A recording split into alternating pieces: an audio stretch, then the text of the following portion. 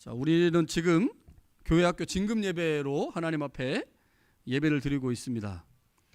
진금 예배를 매년 드리고 있는데 매년 드릴 때마다 특별한 고민이 있습니다. 교회학교의 신앙교육에 관한 것이죠. 고민의 내용은 구체적으로 이런 거죠. 아이들을 바른 신앙으로 교육해야 하는데 그 방법이 무엇인가? 어떻게 우리가 아이들을 바르게 신앙으로 교육할 수 있는가? 이런 문제입니다. 물론 교회학교 교육은 교회를 중심으로 이루어지는 신앙교육입니다. 그러나 학생의 관점에서 보면 교회와 가정이라고 하는 두 개의 기둥을 통해 아이들은 신앙교육을 받습니다. 교회에서는 교육자와 선생님들을 통해서 신앙교육을 받죠. 이게 매우 중요합니다. 신앙의 방향성이 정해지기 때문이죠. 그러나 그것만큼 중요한 것이 또 있는데 가정에서 부모들을 통해서 배우는 신앙교육이죠. 그래서 이제 부모 세대가 교회에서 하나님의 말씀을 잘 배우고 바른 신앙을 소유해야만 교회에서 신앙을 교육받은 아이들을 이제 가정에서 연속해서 교육할 수가 있게 되죠. 오늘은 이 점에 대해서 한번 생각해 보려고 합니다.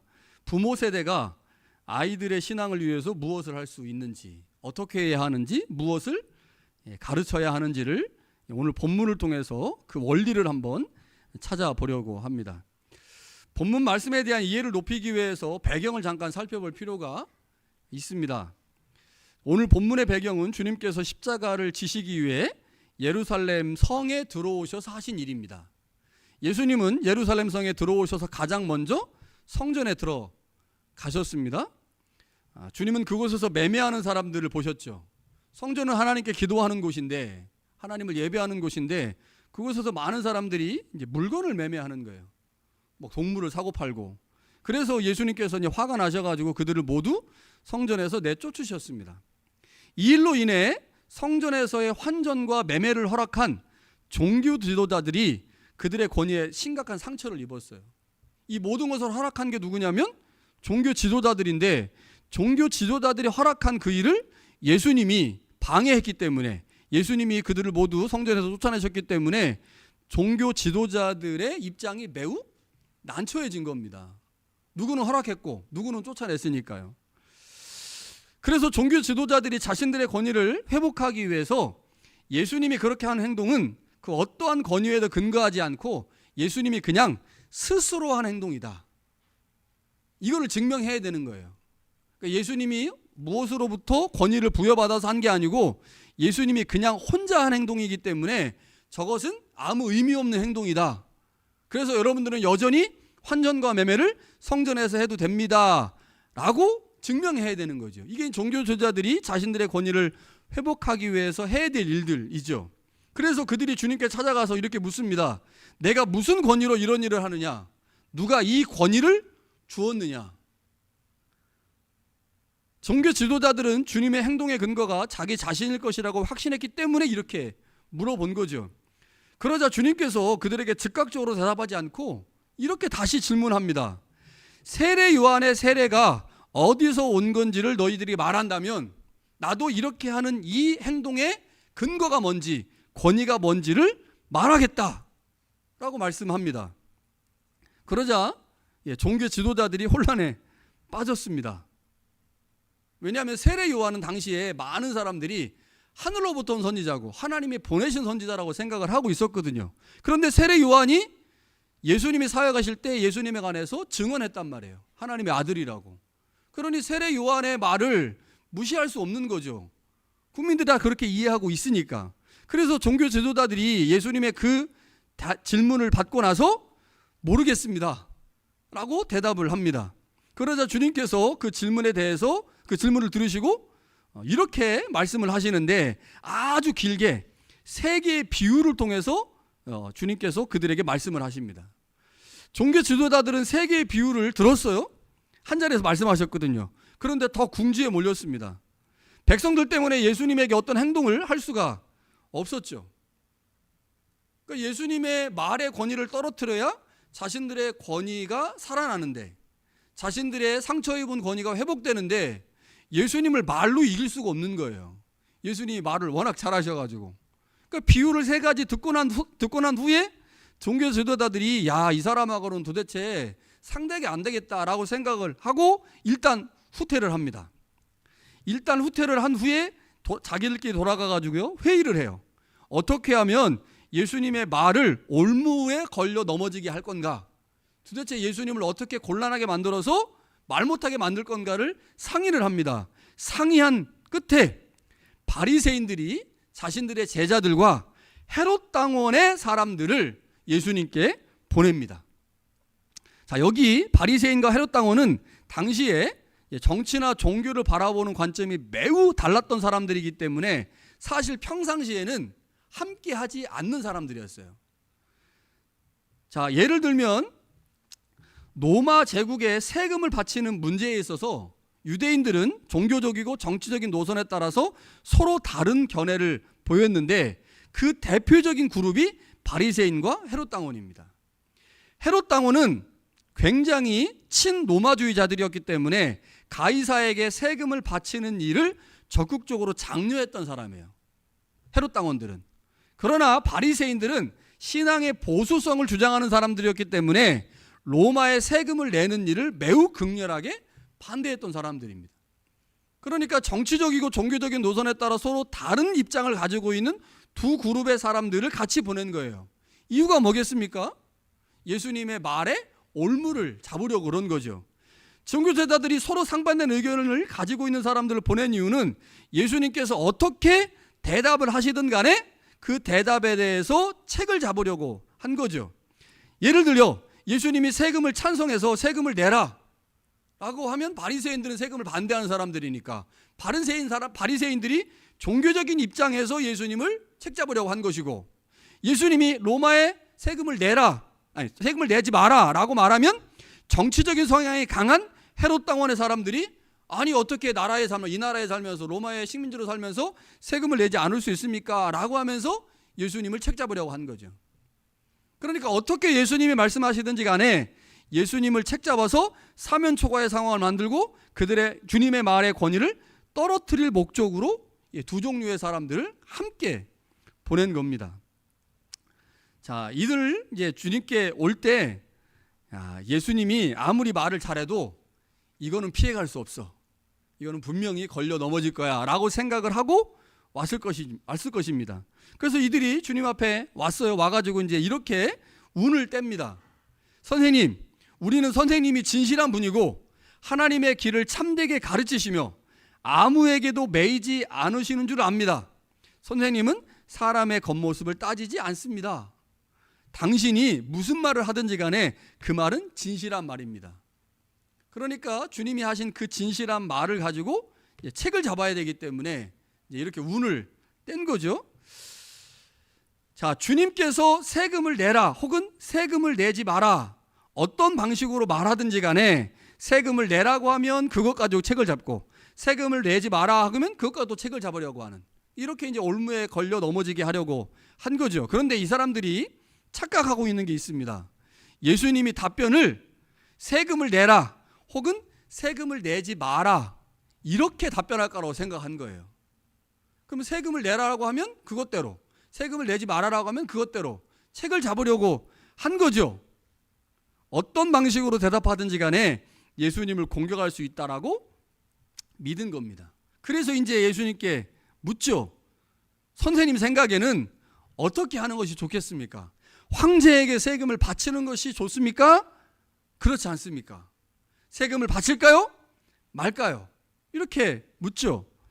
예수님은 그 질문을 듣는 순간 그들의 진짜 속내가 뭔지를 알고 계셨죠.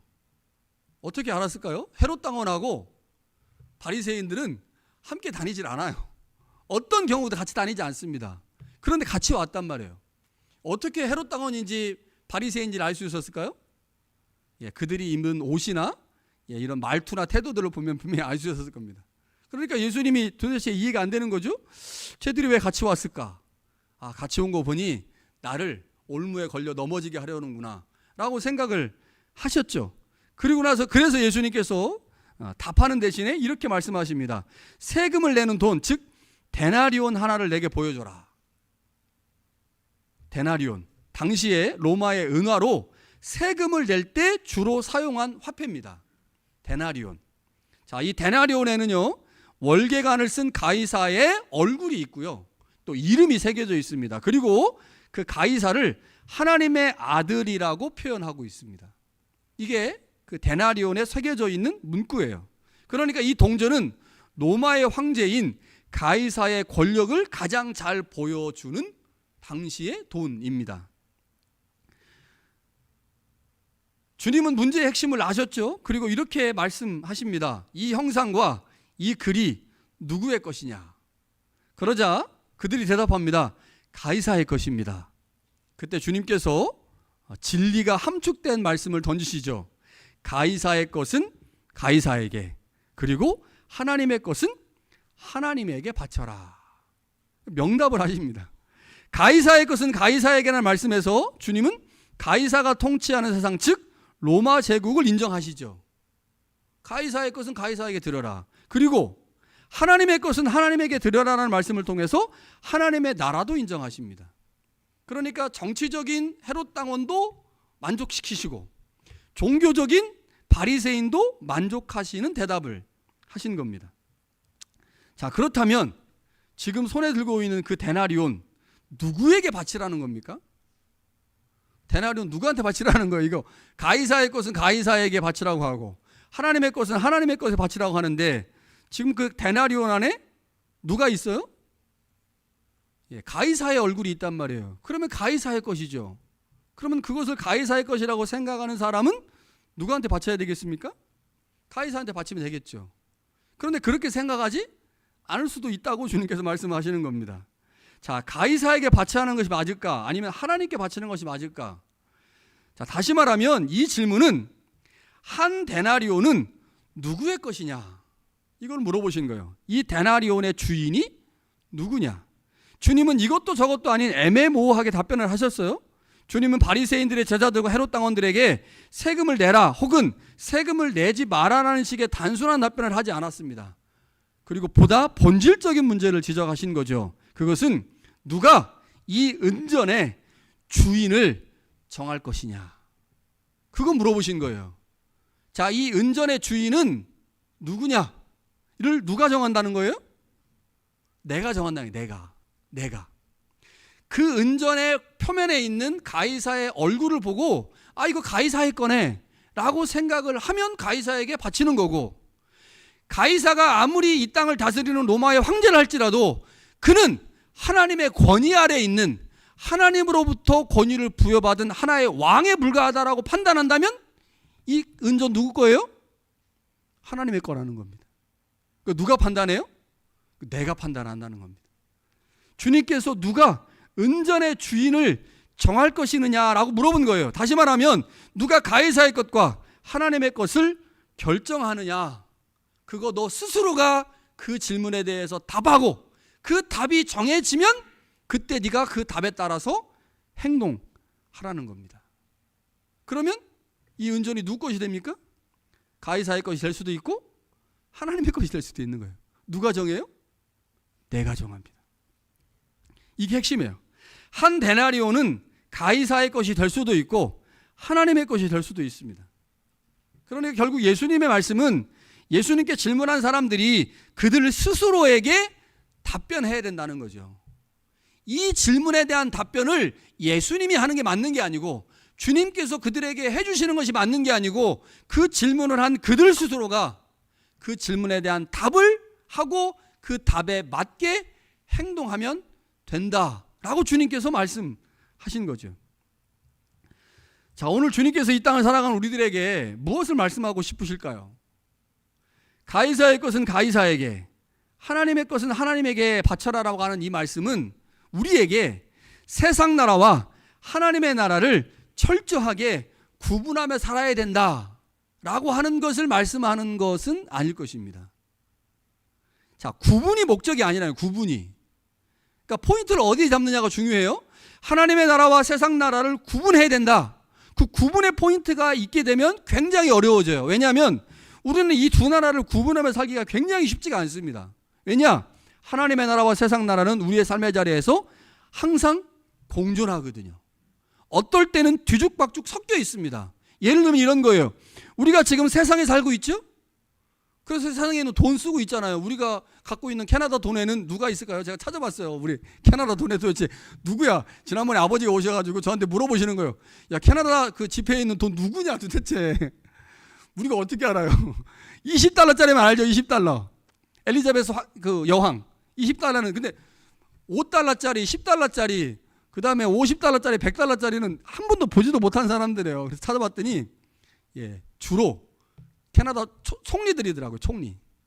뭐 프랑스계 첫 번째 총리, 그 다음에 캐나다 첫 번째, 이런 총리들이 주로 있고, 뭐 또 무슨 뭐 운동하신 분도 있고, 그러니까 주로 총리나 여왕이 이제 캐나다 돈에 있어요.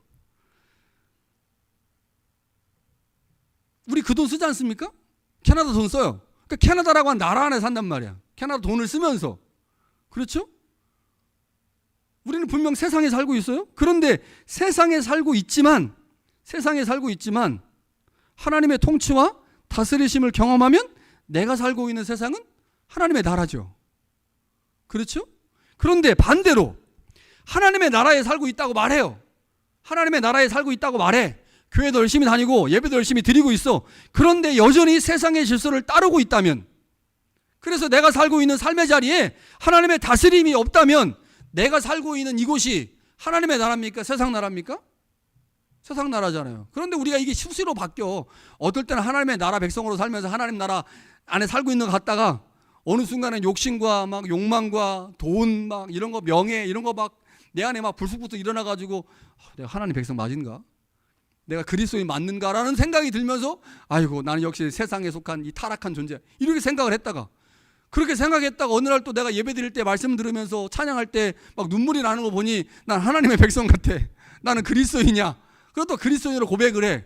그러니 막 여기서는 하나님 나라 백성인 것 같고 여기는 아닌 것 같고, 여기서는 내가 가이사를 섬기는 것 같고 여기서는 하나님을 섬기는 것 같고, 삶의 자리에서 우리가 수많은 경험들을 통해서 내가 도대체 하나님을 섬기는지 그렇지 않은지 헷갈릴 때가 있죠. 다시 말하면 우리가 이 두 나라를 분명하게 구분하기가 사실은 쉽지는 않습니다. 그러니까 주님께서 말씀하신 가이사의 것은 가이사에게, 하나님의 것은 하나님께 바쳐라라는 말이 세상 나라와 하나님의 나라가 구분되어 있다라고 하는 것을 말하려고 하는 게 포인트가 아니고, 그 구분을 하는 내가 중요하다는 거예요.